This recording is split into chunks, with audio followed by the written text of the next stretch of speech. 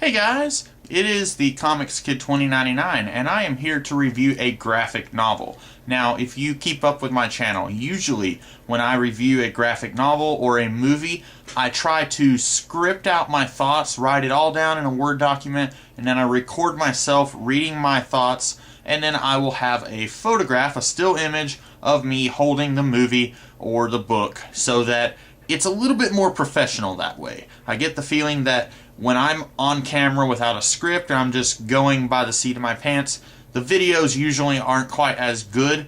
My thoughts aren't as together. However, I had to do it this way this time because there are things that I actually wanted to show you, and when I've tried to do this before with taking pictures of the things I wanted to talk about, the quality of the pictures don't work out very well at all. So that's why I've changed the format out just a little bit for this video. What am I reviewing today? This is a smallish X-Men graphic novel called X-Men and Ghost Rider Brood Trouble in the Big Easy. It's not very long at all. This is like, honestly, I looked at this and I thought that's maybe 2 or 3 issues. I was actually thinking 2. Then, oddly enough, the very first page, there is no indica inside. Usually there's something there that says like, copyright Ghost Rider issue 27 and 28 from 1992. Nothing like that here. It's actually in the back of the book where you have to find out which comic books are collected here.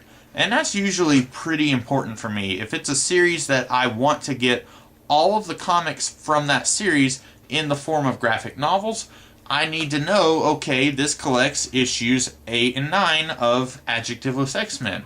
Okay, and mark those off my list. This tells you in the back of the book. It says X-Men issue 8, X-Men issue 9, Ghost Rider issue 26, Ghost Rider issue 27. 4 issues, okay? Now, I show you this again. That does not really look like 4 issues, does it? It's because it's not. This is X-Men issue 8. Okay? I'll just go ahead and tell you this. Bishop is not in this book, okay? Let me just open up this baby. We will see what this comic entails. Okay, from the beginning, we've got Wolverine on a computer. We've got Jubilee talking to Wolverine, and Cyclops is there. Alright, that's the very first page, because see, this is the inside cover. That's the very first page of issue 8. What is the very first page of Brood Trouble in the Big Easy? It's not that. It's Belladonna, Gambit's wife, coming to Xavier's mansion. Okay, there is Bishop in one panel. So, this book, unbelievably so, this is going to sound harsh. The people who put this together could possibly have been the worst people who you could put in the department of putting together a graphic novel. Without any experience in printing or putting books together, I legitimately think I could have done a better job than this book. Why do you ask? Because this book takes out material that was in the issues. It is unbelievable to me that they do this. Now, you may have noticed this looks really old. This does not look like a graphic novel. I would go ahead and guess that this was put out maybe a year after the comics were.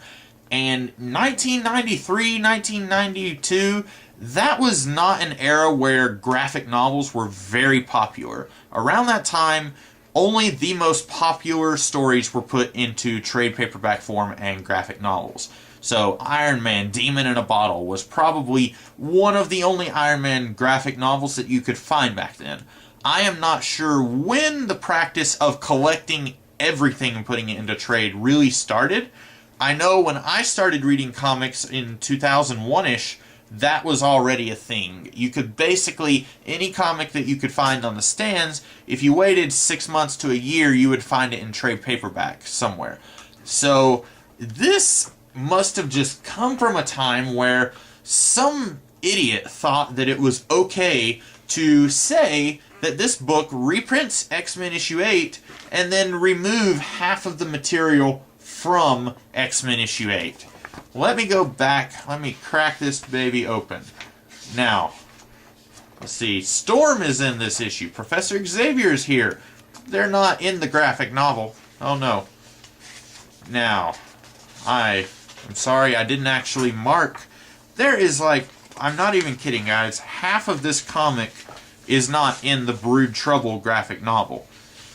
It's really maddening for someone like me. I am a huge X-Men fan, and I don't buy single issues anymore. I have single issues, but ideally, for me, every X-Men comic that's ever been printed would exist somehow in graphic novel form.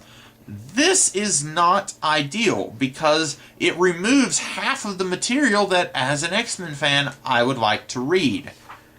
Now, okay, page 19 of this comic. You've seen it before. I was just holding it up to you. Page 19 of X-Men issue 8 is page 1 of X-Men Ghost Rider Brood Trouble in the Big Easy. That is stupid. I have no other words for it. I try to be nice. I try to have a balanced opinion where I'm weighing the good and the bad. This is, I have no other words, guys. It's really, really dumb. If you somehow stumble upon this, it's actually not going to be very easy to find. I doubt that you would go into your comic book shop and see this. I looked up, and got this in a lot from eBay with 3 other graphic novels. And I was happy because I thought, oh, cool, this is like very early in Jim Lee's run, and it is one of the only graphic novels from post-Claremont, because after this it jumps ahead another few issues to one of the big X-Men crossover events, like Extinction Agenda, I think was what it was, or Executioner's Song. Onto the book itself. How does this read? Very poorly. Now, I'm trying to be fair here. Number one, the early 1990s was a time when crossovers, I wouldn't say they were at their high, but I think they were at their most merchandise-driven, not necessarily merchandise-driven, marketing-driven. That's what I want to say. I have a couple of random issues of Ghost Rider from a little earlier than this, and it's not even a Ghost Rider solo story. It's Ghost Rider teaming up with Deathlock. Then you have this 4-issue crossover, Ghost Rider teaming up with the X-Men. I honestly don't see any reason for Ghost Rider to team up with the X-Men other than, well, this will get people who are reading one book to come and read the other. Now, if I'm being honest, that is kind of the reasoning behind any crossover. So maybe I'm looking at this and I had expectations that were a little unrealistic. However, if you look at something like, say, I don't know, Dark Avengers versus X-Men, the Utopia crossover from a couple years ago, it didn't exactly have any reason to exist other than, well, let's have the X-Men fight the Dark Avengers. But Norman Osborn is a villain. He had a team of villains. It makes sense that these guys who are pretending to be heroes, they're power hungry. They're going to want to fight these good guys who are going to resist the bad guys taking power. So even though I didn't necessarily think the Utopia crossover needed to happen or needed to be an Avengers crossover, it was still something that, from a storytelling point of view, made some kind of sense. I don't know if I can say that there is any kind of storytelling sense to this story. The X-Men are hanging out at their house. I actually had to read this issue to find that out. They're hanging out, having a fun old time. Belladonna just comes out of nowhere. If you don't know who she is, you're out of luck, because she does not have a personality in this book. Belladonna, she's got the weird, like, Jim Lee eyes where, like, she has no pupils. She looks like a character from Wildcats, maybe. She looks like Zealot without the tattoos. She doesn't have a personality. One page of this book, she is kind of having a tender moment with Gambit. It was a weirdly paced scene because it literally, immediately on the heels of a giant action scene, she just starts yelling at Gambit for leaving her after they got married. And it just comes out of nowhere. I would have thought that would have happened much earlier in the book when Belladonna first came to the mansion. But no, because this book skips entire chunks of this issue, we don't get to see that. In fact, we don't get to see a lot of what happens. And I know I've talked about this already in this video, but it bothers me. I shouldn't have to go back and read the single issues for the complete story. If I get the graphic novel, I want the complete story. What other reason would I want the graphic novel if I am not going to get the complete story? Belladonna comes to the X-Men, and she tells them the Assassins Guild and the Thieves Guild are in trouble. Now, you just barely get a sense of who they are just in the context of the story. Once again, if you read the single issues, you might have gotten a better idea. But just here, it is almost not explained. You just kind of see this stuff happening. As an X-Men fan, I know who the Thieves Guild are. I know who the Assassins Guild are. If you aren't, if you are, say, a hardcore Ghost Rider fan, you might not know who they are. I don't think this explains it especially well. It does a little bit. It scratches the surface, but it doesn't quite get the job done, if you know what I mean. So, that is located in Louisiana. And then Ghost Rider, he's just randomly in Louisiana. I haven't been reading the Ghost Rider stuff before this, and we are told that he is looking for Blaze. Now, as somebody who is moderately familiar with Ghost Rider, I know that Blaze is the original Ghost Rider. If you are not familiar with Ghost Rider, you're not going to know that. Blaze just shows up out of nowhere at the end of this book to talk to Ghost Rider. You never find out who this guy is. Again, like Belladonna, he doesn't really have a personality. He's just kind of the gruff 90s anti-hero. And this book skimps on explaining who that is. Now, if I had the single issues of Ghost Rider, which I assume is where Blaze appears, maybe I could look at those and say, oh, okay, they took out bits of the Ghost Rider issue to make this a shorter story or something. The X-Men head to Louisiana. Ghost Rider is in Louisiana looking for Johnny Blaze, and then they cross paths. It turns out the Brood, you can kind of see the monster right there. The Brood is an alien race, and they're basically the xenomorphs from the Alien franchise. And the only difference is they can talk. The xenomorphs, they really couldn't talk. The Brood, they can talk. And they, apparently, they're just on Earth, chilling. We never actually saw an instance of the Brood getting to Earth. There was a small storyline in the late 80s where the Brood arrived on Earth, but the X-Men killed them all. So, I don't understand.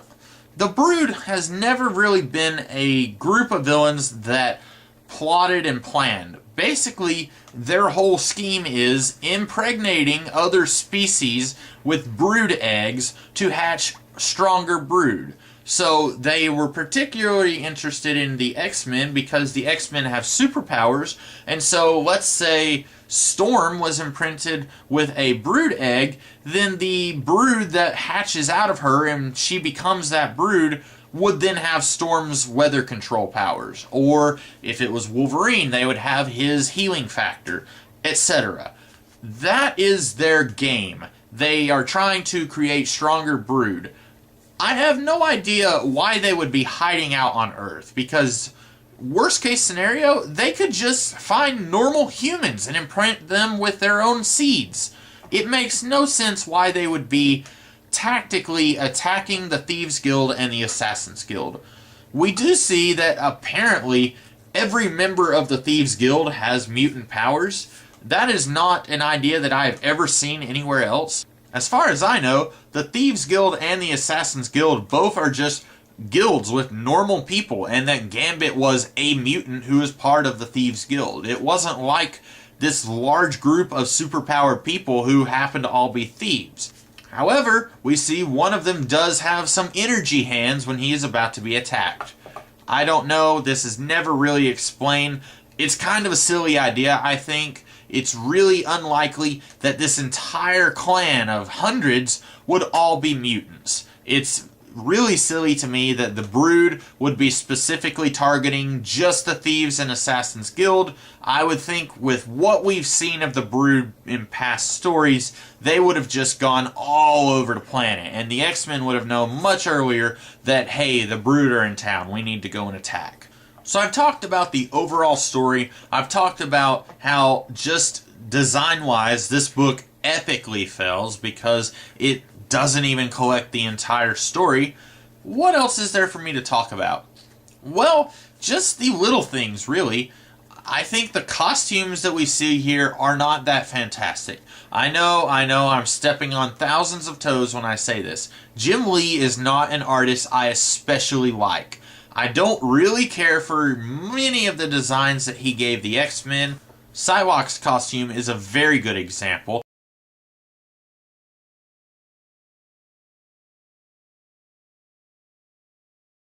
There's one point in this story where Ghost Rider is about to fight the bad guys, and we don't yet know that it's the Brood, except that if you look at the title of the story and you see the Brood on the cover, then you will know. And these people, they're dressed, I don't even know how to explain it. So, I won't. Here they are. These guys, this is basically what was wrong with the 1990s. If you are designing a new character or a new costume, all you have to do is give it that Bon Jovi big hair. You got to give it lots of spikes, lots of really dark colors. Just basically make it as awful as you possibly can. It's terrible. The whole thing is terrible.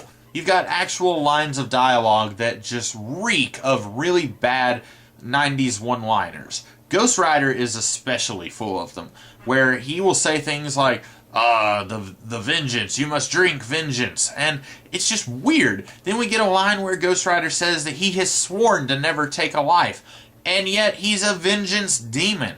I don't especially understand how he can get vengeance on these people when he doesn't take a life. Then there's this whole thing about how the Brood have only been attacking the Assassins and the Thieves. Notice that these are not especially good people. Now, I'm sure most people would rationalize this in some way, say that, well, an assassin is a worse person than a thief. And sure, I guess I'll go along with that. Ghost Rider seems to be under the impression that all of these people are innocent. He keeps going on about how innocent blood is spilt. And I want to tear my hair out. Ghost Rider, they are assassins. They are thieves. They kill each other. That's what they've been doing for centuries. They are not innocent. I've already mentioned that I'm not a huge fan of Jim Lee's art, but for those of you who aren't sold, this kind of thing. The giant grimace, the 90s anti-hero, no. Just no. It's all really... I don't like this book. I thought I would at least enjoy it. Every time I say to myself, I am not a huge fan of the 1990s X-Men, I think to myself, well, maybe I'm not being entirely fair. I haven't read all of the 90s X-Men, so maybe some of it is good.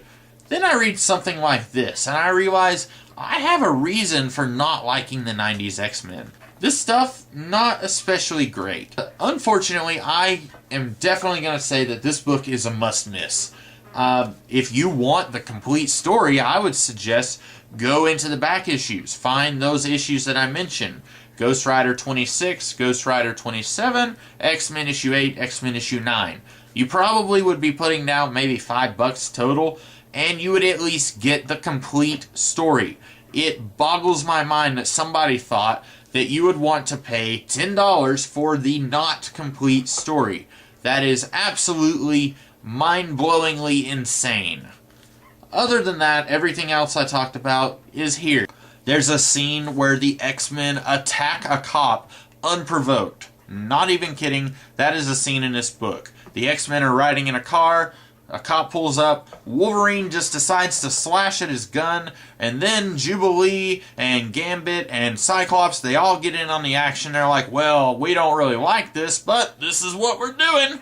And it's like, are you kidding me? This is why mutants get a bad name, X-Men. If you attack a cop, if you blow up his car, that's a good chance that that's gonna come back to bite you in the butt. This book, guys, I don't know how many more ways I can say it.